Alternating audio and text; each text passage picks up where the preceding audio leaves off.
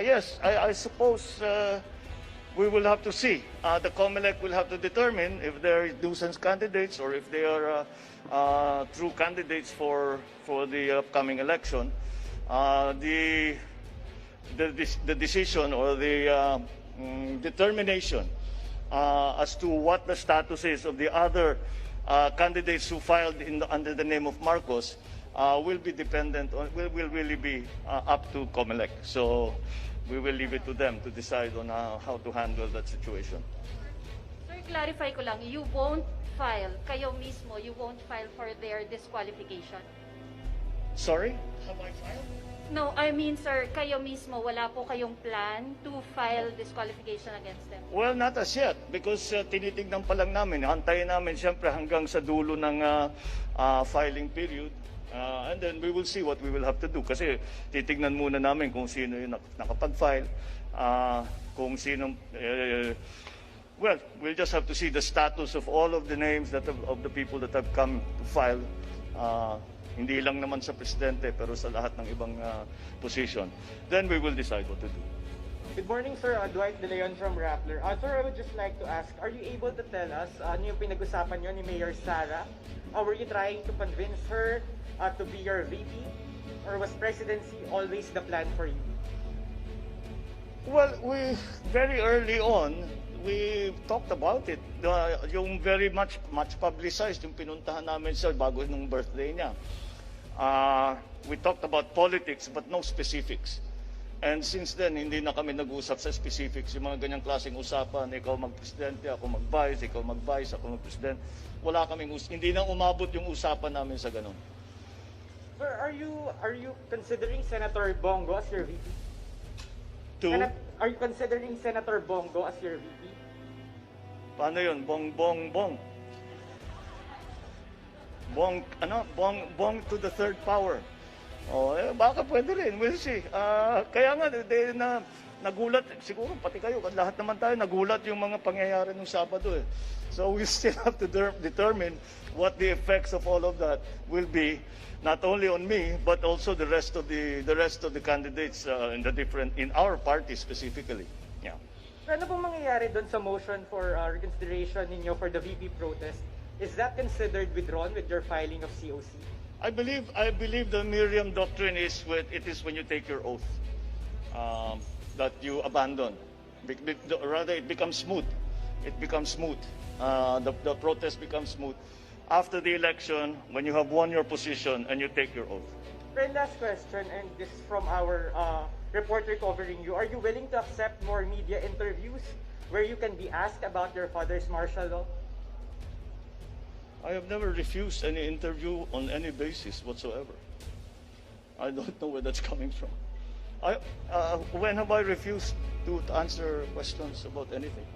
So if we ask po sana for an interview with you, you would accept?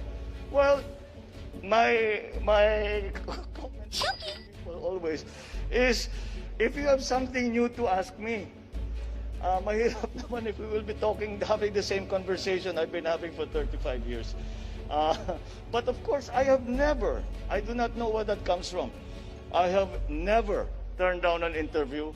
I have never specified the subjects that we have to talk about. Well, sir, we'd just like to ask you about, for instance, your conviction of your mother for 7 counts of graft.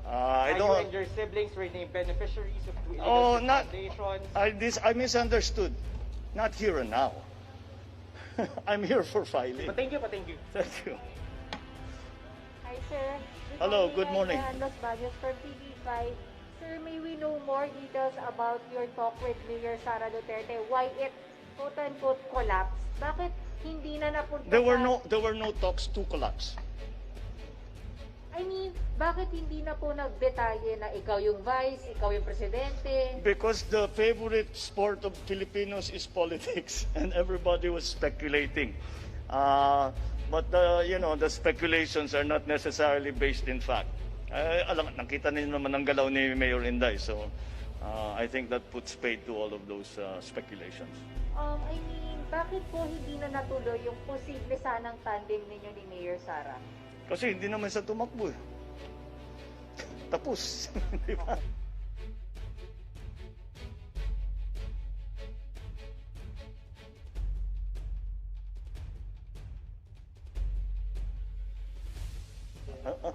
Okay? Is that Sir, it? one more please. Oh, sige. Are you ready for another fight with VP Lenny if she will run for president? No, I do not have any fight with VP Lenny. I'm running for president. I'm not fighting against anyone.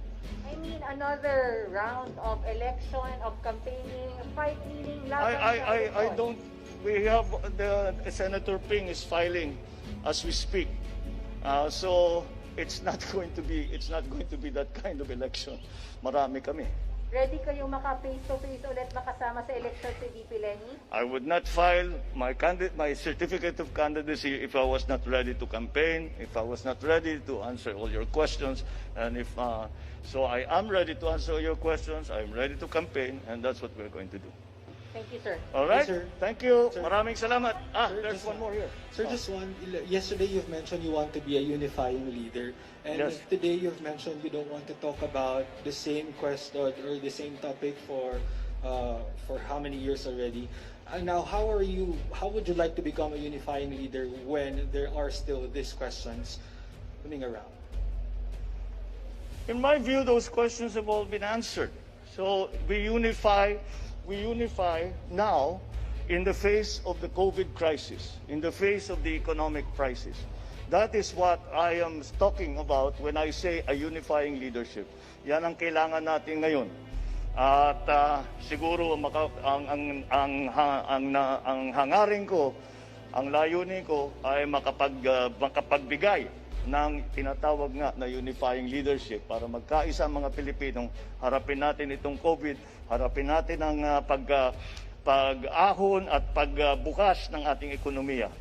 Yun ang aking layunin. Yun ang ating pangarap para dito sa. That is why I call it a unifying leadership because it requires leadership at a leadership that unifies the country. Does not polarize the country. All right, sir. Thank you. Thank you. Sir, I'm Tina Panganiban Perez from GMA. Oh yes, of course. Hello. May we know if you have a running mate and if you're fielding a full slate? And also, sir, you're the third aspirant with the family name of Marcos to file for the presidential elections. Yeah. What do you plan to do about the other two candidates, sir? Okay.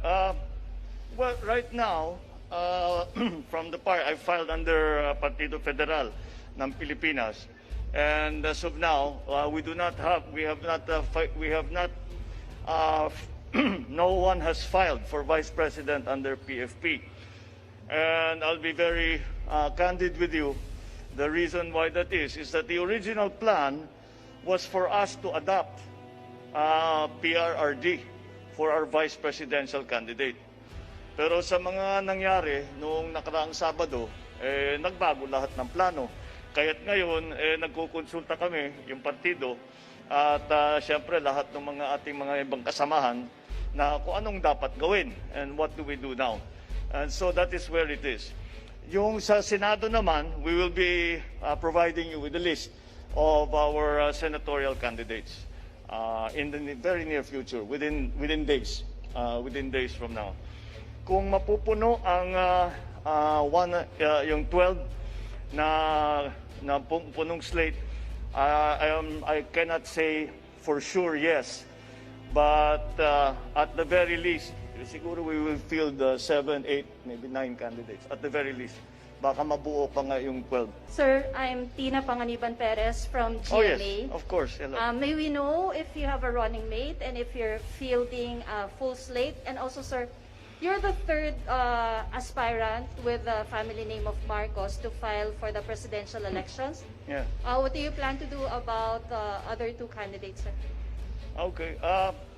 Well, right now, from the part I filed under Partido Federal ng Pilipinas, and as of now, no one has filed for vice president under PFP. And I'll be very candid with you. The reason why that is that the original plan was for us to adopt PRRD for our vice presidential candidate. Pero sa mga nangyari noong nakaraang Sabado, nagbago lahat ng plano. Kaya't ngayon, nagkukonsulta kami, yung partido, at siyempre lahat ng ating mga ibang kasamahan na kung anong dapat gawin and what do we do now. And so that is where it is. Yung sa Senado naman, we will be providing you with a list of our senatorial candidates in the very near future, within days from now. Kung mapupuno ang yung 12 na punong slate, I cannot say for sure yes, but at the very least, siguro we will field 7, 8, maybe 9 candidates at the very least. Baka mabuo pa nga yung 12.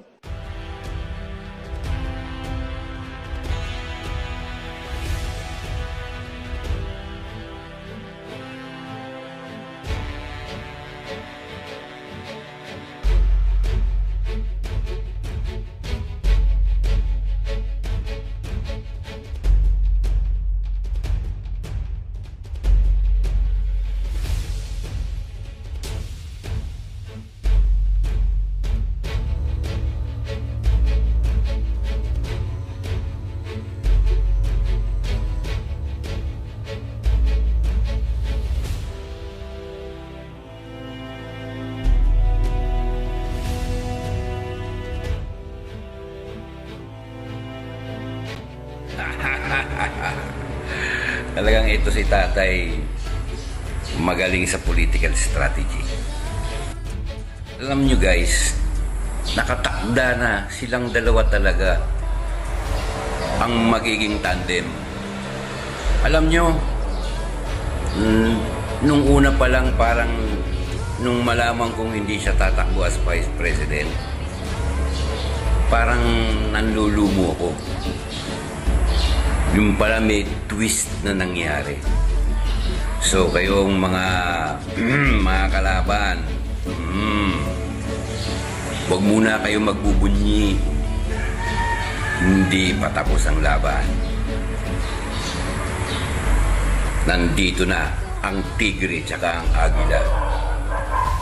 Manda kayo.